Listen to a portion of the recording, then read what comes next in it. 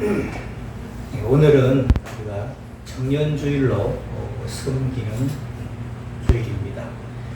제가 초등학교나 중학교 다닐 때 학교 선생님이 나를 불러서 교무실에서 심부름을 이렇게 시키면 그렇게 기분이 좋을 수가 없었습니다. 다른 학생들 보란 듯이 자랑도 하면서 그 심부름을 했던 적이 있습니다. 요즘에 이제 대통령이 그렇게 이제 인기가 별로 없지요. 손가락질을 많이 당하고 그렇게 하는데 그런 분이 이제 일을 시키면 어떨지는 잘 모르겠어요. 이제 그럼 보통 우리 대통령이 청와대에 와서 일을 좀 해달라. 그렇게 일을 맡기면 큰 영광이겠죠. 대통령이 일을 시켜서 장관을 한다든지 청와대에 뭐 비서실장을 한다든지 이런 일을 맡으면 그 사람들은 굉장히 자랑스럽게 여깁니다. 이 땅에서도 누구에게 쓰임을 받는다는 것은 기쁜 일이 아닐 수 없습니다. 여러분 알바 같은 데 가서 일이 많아서 힘든 것도 있지만 일이 없어 보세요. 그것만큼 힘든 것도 없어요. 시간도 가지도 않고 굉장히 어렵습니다. 그래서 우리가 이 땅에 왔을 때 누구에게 쓰임을 받는다 하는 것은 굉장히 기쁜 일인 겁니다. 하물며 하나님께 쓰임을 받는다는 것은 영광 중에 영광일 것입니다. 성경에 보면 하나님께 쓰임을 받는 사람들이 많이 소개되어 있는데 오늘 우리가 읽은 말씀에도 나오죠. 바로 여러분들이 잘 아는 다윗입니다. 다윗이 청소년 또 이제 청년으로 넘어갈 그 어간에 하나님의 택하심을 받고 이스라엘의 왕으로 기름 부음을 받는 장면이 오늘 우리가 읽은 말씀입니다. 사무엘은 그 당시에 선지자면서 제사장의 역할을 했던 사람이죠. 하나님의 명령으로 이새의 집에 가서 앞으로 사울 왕을 대신해서 왕이 될 사람을 찾았습니다. 먼저 아들들을 물로 씻겨서 성결하게 하고 제사에 참여하게 시켰습니다. 이새의 아들들이 오자 사무엘은 눈여겨 그들을 주시합니다. 첫째 아들 엘리압을 보았습니다. 그는 용모가 아주 뛰어났죠. 키가 크고 과연 남자 중에 남자였습니다. 오늘 우리 기도하신 우리 김인근 집사님처럼 아주 남자 중에 남자였습니다. 사무엘은 속으로 생각하기를 과연 이스라엘 왕으로서 기름 부음 받을 사람이 여기 있구나 라고 생각을 합니다.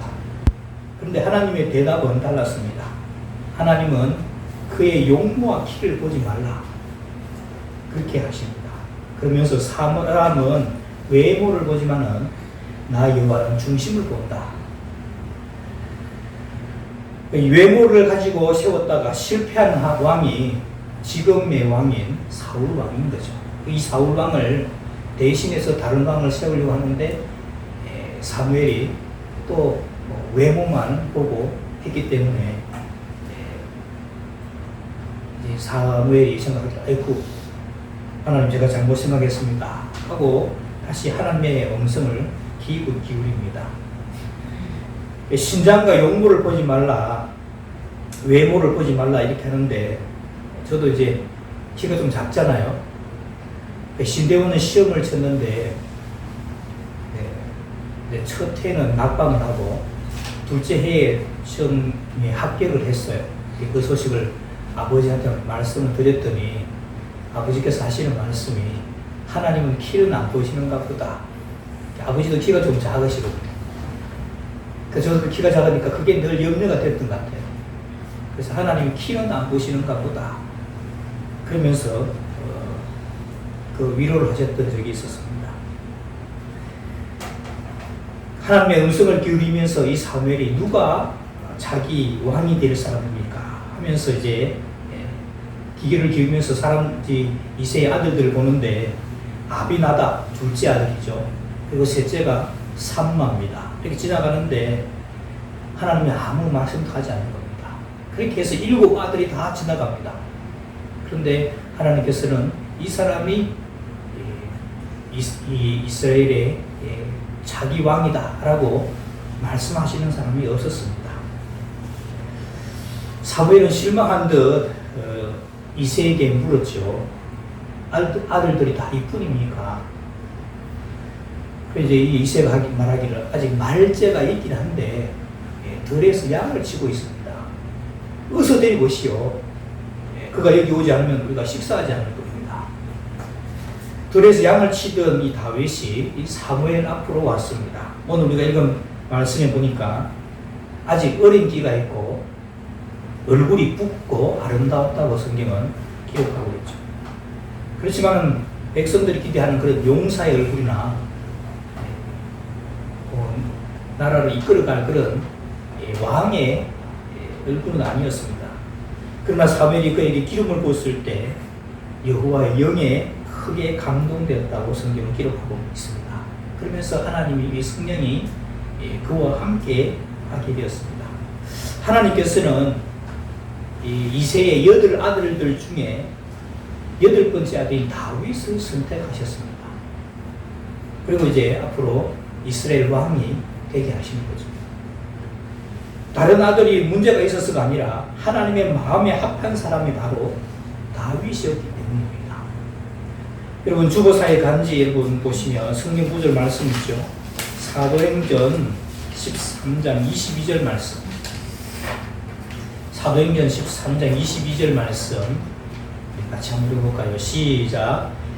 패하시고 다윗을 왕으로 세우사 증언하여 이르시되 내가 이새의 아들 다윗을 만나니 내 마음에 맞는 사람이라 내 뜻을 다 이루리라 하시더니 여기 패하시라는 것은 앞에 세웠던 그 사울 왕을 패하셨다는 말입니다. 그러니까 이 사울 왕을 패하고 다윗을 왕으로 삼았는데 내가 이새의 아들 다윗을 만나니 하나님 마음에 맞는 사람이다. 옛날 성경은 하나님 마음에 합한 사람이다. 그렇게 표현하고 있죠. 하나님께서는 사람들이 많이 있었는데 굳이 이새의 아들, 8번째 아들 다윗을 왕으로 세웠습니다. 이것을 보면 하나님이 쓰시는 일꾼으로 세우는 사람은 따로 있는 것을 알 수가 있습니다. 하나님이 아무나 붙잡고 사용하신다면 저 여기서 뭐 이렇게 설교할 필요도 없겠죠. 하나님이 알아서 하실 테니까요. 그런데 하지만 하나님께서는 아무나 붙잡고 사용하지 않으십니다. 그게 여러분 문제죠. 아무나 붙잡고 사용하시면 왜 굳이 들에 있는 이새의 8번째 아들 다윗을 불러와서 자기 왕으로 세우기 위해서 기름을 붓겠습니까? 그러면 하나님께서는 어떤 사람을 쓰시는가?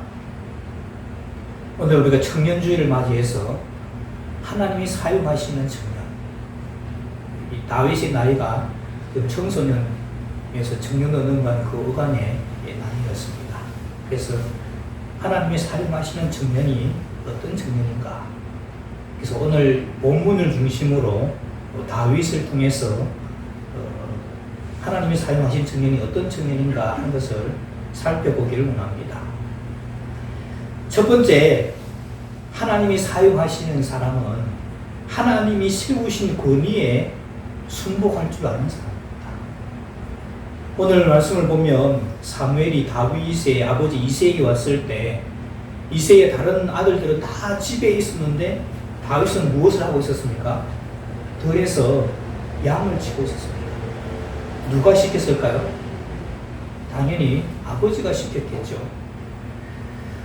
다윗은 우선 아버지의 명령에 순종한 사람입니다. 그리고 이후에도 계속 다윗은 아버지의 권위에 순종해서 아버지 심부름을 가죠. 그래서 아버지의 심부름으로 전쟁터에 나가 있는 형님들이 잘 있는지 없는지 그 안부를 살피러 갔다가 전장에서 누구를 만나요? 골리앗을 만납니다. 그리고 그 골리앗을 물맷돌로 쓰러뜨리게 되죠. 보통 사람이라면 하나님이 세우신 권위 중에 제일 먼저 만나는 권위가 아마도 부모라는 권위일 것입니다. 부모는 누가 세워졌습니까? 네. 여러분들이 결정한 거 아니죠? 하나님께서 세우셨습니다. 내 의사와는 상관없이 하나님이 세우신 것입니다. 그렇기 때문에 에베소서 6장 1절에서 3절 말씀을 보면 우리 그것도 읽어볼까요? 에베소서 6장 1절에서 3절 한 절씩 교독하시고 3절은 같이 봅니다. 자녀들아 주 안에서 내 부모에게 순종하라. 이것이 옳으니라. 내 아버지와 어머니를 공경하라. 이것은 약속이 있는 첫 계명이니 이로써 내가 잘되고 땅에서 장수하리라. 이렇게 말씀하고 있죠. 그래서 주 안에서 내 부모에게, 주 안에서라는 거 여러분 기억하셔야 됩니다. 주 안에서 내 부모에게 순종하라. 이것이 옳다. 이렇게 하게 되면 땅에서 잘되고 장수하는 복을 말씀하고 있습니다. 부모라는 권위에 순종하는 사람이 앞으로 여러 사회에 만나게 될 여러 권위에서 또 승복할 수 있는 것이죠. 성경을 보면 하나님께서 쓰신 많은 사람들은 대부분 부모님이나 하나님이 세우신 권위에 대해서 순종한 사람들입니다. 성경의 역사들뿐만 아니라 교회의 역사들을 통해서 하나님이 쓰신 사람들도 하나님께서 세우신 그 하나님의 권위에 순종하고 그 권위를 두려워할 줄 아는 사람들이었습니다. 오늘 우리 가정에서 일어나는 모든 자녀의 문제는 궁극적으로 부모의 권위에 순종하는 것을 가르치거나 배우지 못한 데 그 원인이 있습니다. 부모의 권위에 대해서 순종을 배우지 못한 자녀들은 사회적인 권위, 또 나아가서는 하나님의 권위에 대한 순종을 알지 못하는 것이죠. 다윗은 부모의 슬하에 있을 때 부모의 권위에 순종하는 사람이었습니다. 나중에 사울 왕 앞에 나갔을 때는 사울 왕의 권위에 복종을 합니다. 왜? 왕과 신하니까 당연히 복종하는 것이죠. 그리고 다윗은 사울 왕을 잘 섬겼습니다. 자기가 자기 왕이 될 것이라는 표시로 기름 부음을 받았습니다. 그럼에도 불구하고 자기보다 먼저 기름 부음 받은 이 사울 왕에게 충성을 다합니다. 왜냐하면 하나님이 세우신 권위였기 때문입니다. 나중에는 이 사울 왕이 악령에게 사로잡혀서 신하면서 자기 사위 다윗을 일평생 죽이려고 쫓아다닙니다. 다윗은 쫓겨다니면서 보복할 수 있잖아요. 그래서 사울 왕을 죽일 기회가 2번이나 있었는데도 사울 왕을 죽이지 않습니다. 그 이유가 뭐냐? 하나님께서 기름 부어서 세운 왕이라는 것입니다.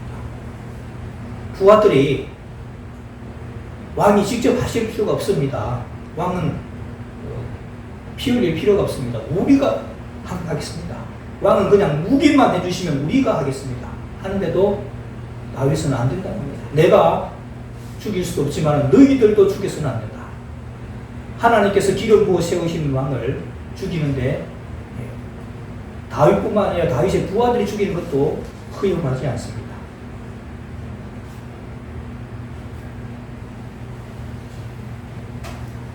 그래서 이 다윗이 사울 왕을 죽이지 못하게 하는 것은 하나님이 세우신 권위에 순종했기 때문입니다. 하나님이 세우신 권위에 순종한다는 것은 다른 말로는 하나님의 권위에 순종한다는 것입니다. 오늘날은 이런 평균 학력이 굉장히 높습니다. 웬만하면 다 대졸입니다. 고등학교까지는 다 의무 교육이니까 그렇게 공부하지 못하지 않는 사람이면 다 대학 가죠. 그러니까 사람들이 저마다 똑똑하죠. 네가 아는 거 내가 모르는 게 뭐가 있냐 하면서 그 누구의 말도 잘 들으려고 하지 않습니다. 옛날에는 의견이 막 대립되고 하더라도 그 중에 어른 되시는 분이 이렇게 합시다 하고 의견을 내놓으면 자기 의견들을 수그러뜨리고 마음을 못 두고 그렇게 수긍을 했습니다. 하지만 요즘은 어른이 없는 게 아닌가 싶을 정도로 자기 주장들을 내세우고 굽힐 줄을 모릅니다. 하나님이 세우신 권위는 어떤 게 있을까요? 교회의 목사님 누가 세우셨을까요? 하나님이 세우셨겠죠. 그 외에도 여러 많은 하나님이 세우신 권위들이 있습니다. 하나님이 세우신 권위에 순종할 줄 알아야 합니다. 물론 아무리 하나님이 세운 권위를 할지라도 성경에 위배되거나 하나님의 뜻에 맞지 않은 걸 뭐 시키거나 이렇게 한다면 당연히 순종해서는 안 되겠죠. 그 진리에 어긋난 걸 시킨다거나 이렇게 하면 순종하면 안 되겠습니다. 그렇지만 그 외에는 하나님이 세운 권위에 순종하는 것이 옳습니다.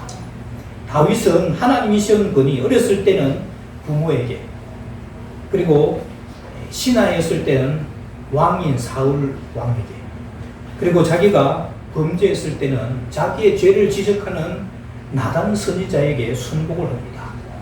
왕으로서 그 왕의 권력을 가지고 자기에게 아픈 것을 지적을 하는 선지자의 잘못을 이렇게 해버리면 그냥 댕강 칼날로 잘라버려 죽여버릴 수 있습니다. 그런데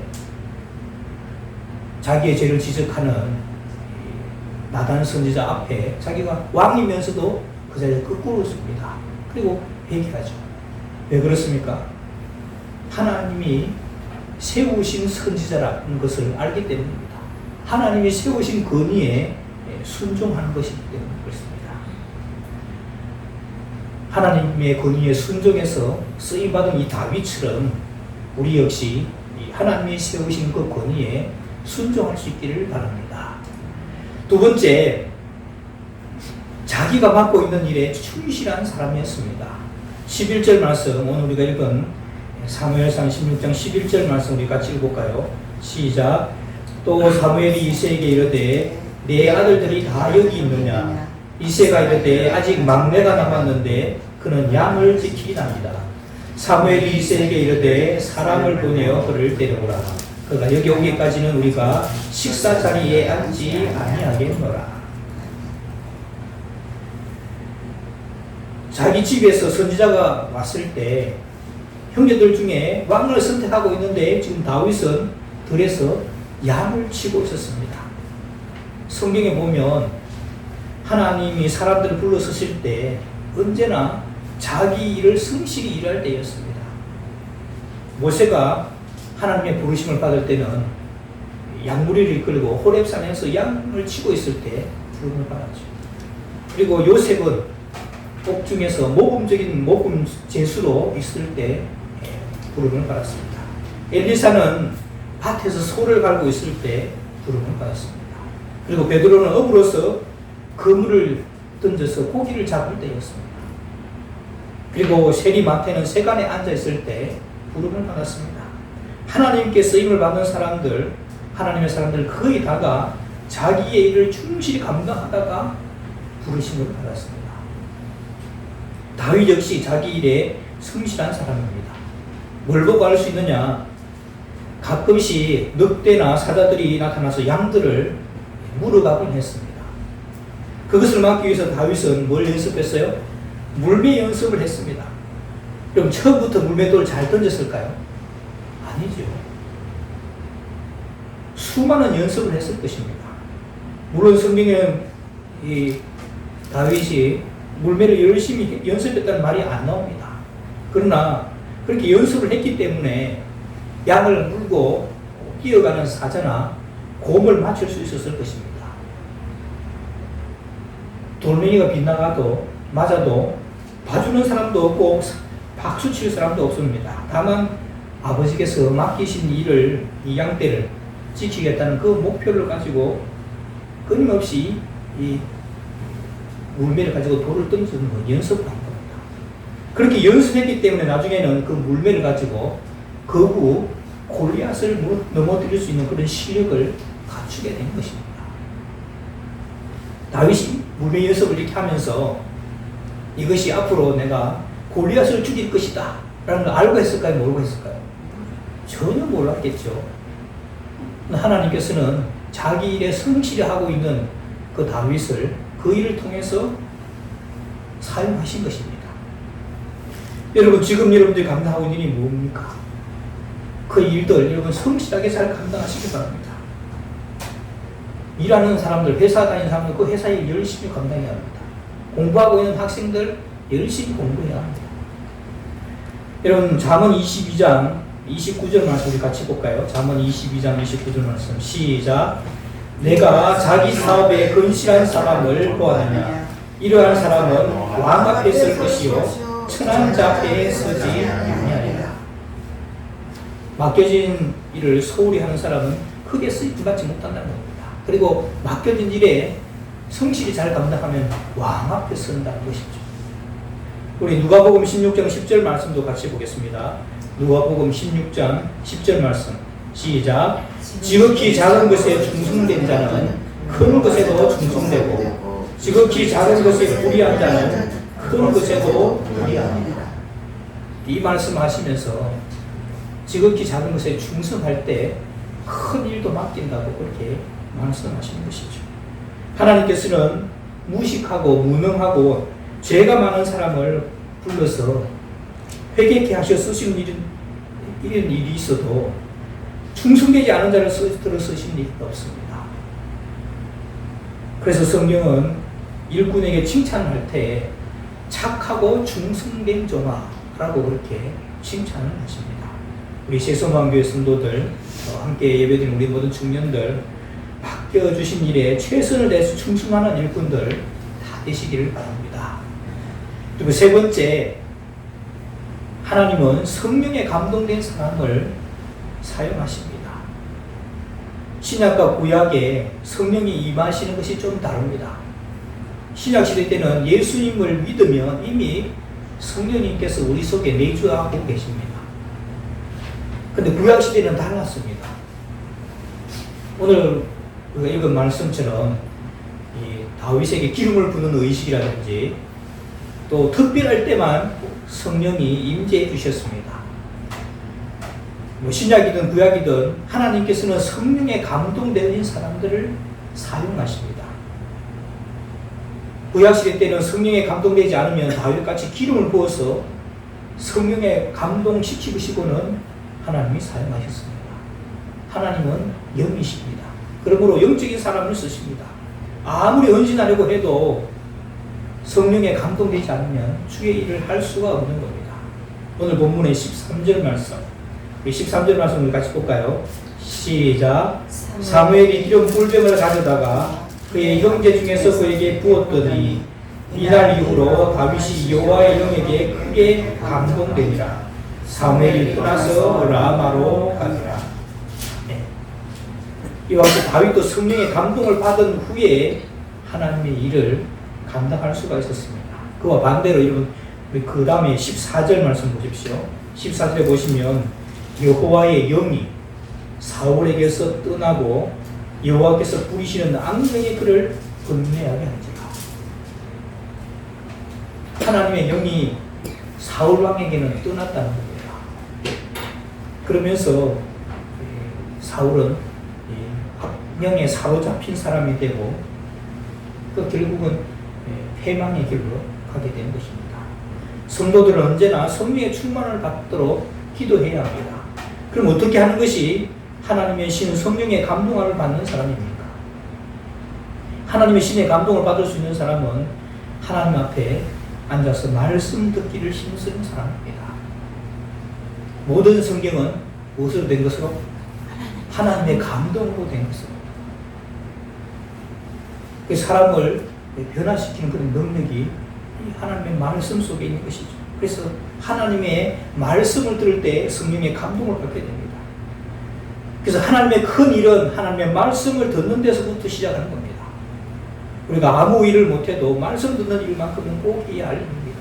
이것이 최고의 헌신이요, 여기에 성령의 감동이 있습니다. 시편 51편 11절 말씀을 보면 시편 51편은 다윗이 나중에 이제 범죄를 저지르죠. 우리아의 아내 바세바를 범하고 그 죄를 가리기 위해서 그 남편을 교살하게 합니다. 죽게 하죠. 이런 범죄를 저지르고 나서 이제 하나님께 회개하는 그 기도가 시편 51편입니다. 거기 보면 다윗의 눈물 어려운 그런 절규가 있습니다. 그게 뭔가니까 나를 주 앞에서 쫓아내지 마시며 주의 성령을 내게서 거두지 마소서. 나를 주 앞에서 쫓아내지 마시며 주의 성령을 내게서 거두지 마소서. 다윗은 궁궐에서 쫓겨나는 것보다 주 앞에서 쫓겨나는 것을 두려워했습니다. 왕관을 거두는 것보다 성령을 거두고 가는 것을 더 두려워했습니다. 그런 성령의 감동 없이는 아무것도 할 수 없는 연약한 존재임을 알았기 때문입니다. 그런 주의 성령의 감동이 없으면 사울처럼 악한 사람이 되는 것을 잘 알고 있었습니다.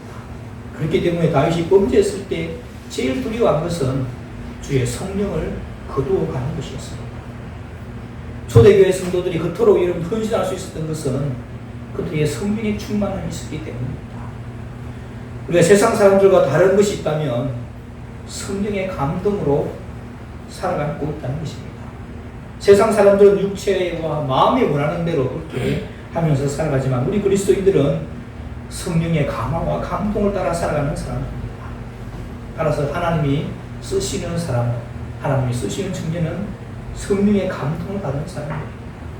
왜냐하면 하나님은 영이시기 때문에 하나님의 영의 감동을 받지 않고는 하나님의 뜻을 알 수 없을 뿐만 아니라 또 설사 안다고 해도 결코 그 일을 감당할 수 없기 때문입니다. 이 말씀을 정리합니다.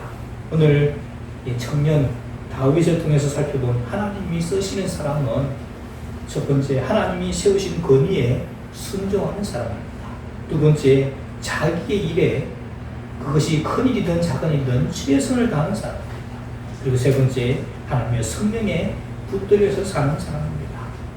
여기에 참여하신 우리 모든 성도님들, 우리 청년들, 우리 몸이 청년은 뿐만 아니라 마음의 청년인 모든 청년들, 하나님 앞에 붙들려 쓰임받고 하나님 앞에 갔을 때 칭찬과 상급이 있는 하나님의 사람들 다 되시기를 주님의 이름으로 축원합니다. 기도하겠습니다. 하나님 아버지, 우리가 이 땅을 살면서 누구보다도 하나님께 쓰임받고 살기를 원합니다. 하나님께서는 사람들과 더불어 일하시지만 아무하거나 일하시지 않습니다. 하나님이 세우신 권위에 복종하게 하옵소서. 나에게 맡겨진 일에 최선을 다하게 하옵소서. 주의 성령으로 충만케 하옵소서. 그래서 하나님께 마음껏 쓰임받는 우리 모두가 되게 하여 주옵소서. 예수님의 이름으로 기도하옵나이다. 아멘.